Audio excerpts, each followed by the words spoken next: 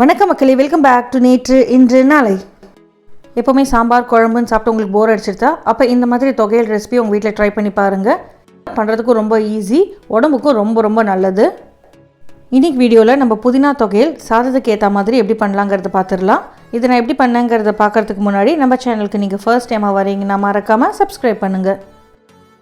சுட சுட உதிரியாக சாதம், மேலே கொஞ்சமாக எண்ணெய் இல்லைன்னா நெய் சேர்த்துட்டு நம்ம பண்ணி வச்சுருக்கிற தொகையல் தொடுக்கிறதுக்கு ஒரு காய் இருந்தால் போதும், சூப்பராக இருக்கும். சம்மர் டைமில் ரொம்ப நேரம் கிச்சனில் நிற்க முடியாதுன்னு நினச்சிங்கன்னா இந்த மாதிரி டக்குன்னு சட்டுப்பட்டுன்னு ஒன்று பண்ணிவிட்டு நீங்கள் வெளியில் வந்துடலாம். புதினாவை பற்றி சொல்லவே வேண்டாங்க, சூப்பர்பான ஒரு ஹர்ப். அதில் எக்கச்சக்கமான ஹெல்த் பெனிஃபிட்ஸ் இருக்குது. டைஜஷன் இஷ்யூஸ் இருக்கிறவங்க அப்பப்போ அவங்க டயட்டில் புதினா சேர்த்துக்கணும். இன்றைக்கி நான் இந்த தொகையல் பண்ணுறதுக்கு ஒரு பெரிய கட்டு புதினா எடுத்திருக்கேன். புதினாவை பொறுமையாக ஆஞ்சிட்டு ஒரு 2-3 தடவை வாஷ் பண்ணி எடுத்து வச்சுக்கோங்க. தண்ணி எல்லாம் வடியட்டும்.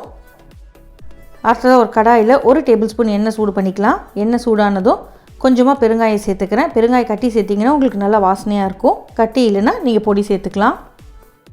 இது கூடவே 2 டேபிள் ஸ்பூன் அளவுக்கு உளுத்தம்பருப்பு சேர்த்துக்கிறேன். உளுத்தம்பருப்பு கூடவே நம்ம 1 டேபிள் ஸ்பூன் அளவுக்கு கடலைப்பருப்பு சேர்த்துக்க போகிறோம். அதாவது உளுத்தம்பருப்புக்கு பாதி அளவுக்கு கடலைப்பருப்பு சேர்த்துக்கணும். இப்போ இந்த பருப்பெல்லாம் நல்லா இந்த எண்ணெயில் வறுபடணும். ஃப்ளேமை மீடியம் டு லோ வச்சுக்கோங்க. அப்போ தான் உங்களுக்கு கருகாமல் ஈவனாக ரோஸ்ட் ஆகும். கொஞ்சம் பொறுமையாக கை விடாமல் கிளறிட்டே இருந்தீங்கன்னா எல்லா பக்கமும் ஈவனாக ரோஸ்ட் ஆகும். ஓரளவுக்கு ரோஸ்ட் ஆனதும் நான் காரத்துக்கு 3 காஞ்ச மிளகாய் சேர்த்துருக்கேன். உங்களுக்கு நல்ல காரமாக வேணும்னா நீங்கள் 4 சேர்த்துக்கோங்க. பருப்பு பொன்னிறமாக மாறினதுக்கப்புறமா ஒரு சின்ன கோலி குண்டு அளவுக்கு நம்ம புளி சேர்த்துக்கலாம். புளியுமே நம்ம லைட்டாக இந்த எண்ணெயிலேயே சூடு பண்ணிக்கலாம்.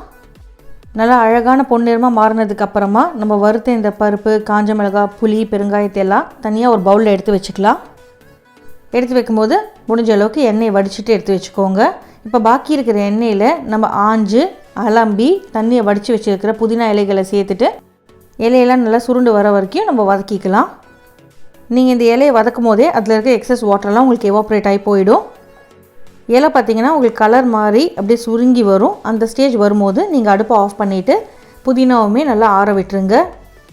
புதினாவில் அப்படியே கொஞ்சம் பச்சை கலர் இருக்கும் போதே அடுப்பை ஆஃப் பண்ணி விட்டுருங்க. உங்களுக்கு கருப்பு கலரில் மாறிடுச்சுன்னா தொகையிலோட கலரே மாறிடும். இப்போ நம்ம வறுத்து வச்சுருக்கிற பருப்பெல்லாம் ரூம் டெம்பரேச்சருக்கு வந்துட்டு தான் செக் பண்ணிவிட்டு ரூம் டெம்பரேச்சருக்கு வந்ததுக்கு அப்புறமா பருப்பை மட்டும் நம்ம மிக்ஸி ஜாருக்கு சேர்த்துக்கலாம். பருப்பு அரைச்சதுக்கப்புறமா நம்ம புதினா சேர்த்துட்டு அரைச்சிக்க போகிறோம். இப்போ இந்த பருப்பு மிக்சர் கூடவே நான் கொஞ்சமாக உப்பு, 1 டேபிள் ஸ்பூன் அளவுக்கு பொட்டுக்கடலை சேர்த்துக்கிறேன். இப்போ இந்த பருப்பு மிக்சரை நம்ம ட்ரையாக அரைச்சி எடுத்துக்கலாம். உங்களால் எவ்வளோ நைஸாக அரைக்க முடியுமோ அவ்வளோ நைஸாக அரைச்சிக்கோங்க. பட் உங்களுக்கு இது நைஸாக அரைப்படாது, கொஞ்சம் அப்படியே திரியாக தான் இருக்கும். இப்போ இந்த பருப்பு மிக்சர் கூடவே நம்ம வதக்கி வச்சுருக்கிற புதினாவையும் சேர்த்துட்டு தண்ணி சேர்க்காமல் பொறுமையாக அரைச்சி எடுத்துக்கலாம். முதல்ல உங்களுக்கு அரையாத மாதிரி தான் இருக்கும். பட் கொஞ்சம் கொஞ்சமாக பல்ஸ் பண்ணி எடுத்திங்கன்னா உங்களுக்கு நல்லா அரைஞ்சி வந்துடும். தொகையில் பொறுத்த வரைக்கும் நைஸாக இருக்கக்கூடாது. நைஸாக இருந்தால் அது சட்னி ஆகிடும்.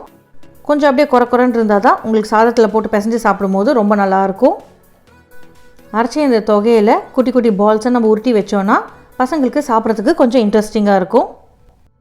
அப்படியே அவங்க சாப்பிட வரும்போது சாதத்து மேலே ஒரு பாலாக நம்ம வச்சு கொடுத்துடலாம். நல்லா சாதத்து மேலே ஒரு பால், கொஞ்சம் எண்ணெய், பிடிச்ச ஒரு காயை வச்சுட்டு பிசைஞ்சு சாப்பிட்டு பாருங்கள், சூப்பராக இருக்கும். மேலே அப்படியே ஒரு அப்பளத்தை நொறுக்கி போட்டு சாப்பிட்டாலும் ரொம்பவே நல்லாயிருக்கும். ட்ரை பண்ணி பாருங்கள். உங்களுக்கு பிடிச்சிருக்காங்கிறத எனக்கு கமெண்ட்ஸில் சொல்லுங்கள். நம்ம சேனலுக்கு நீங்கள் ஃபர்ஸ்ட் டைமாக வரீங்கன்னா லைக் பண்ணுங்கள், ஷேர் பண்ணுங்கள், மறக்காமல் சப்ஸ்கிரைப் பண்ணுங்கள். இன்னொரு நல்ல ரெசிபியோடு உங்களை நான் நாளைக்கு சந்திக்கிறேன். Until then, take care, bye bye, thanks for watching.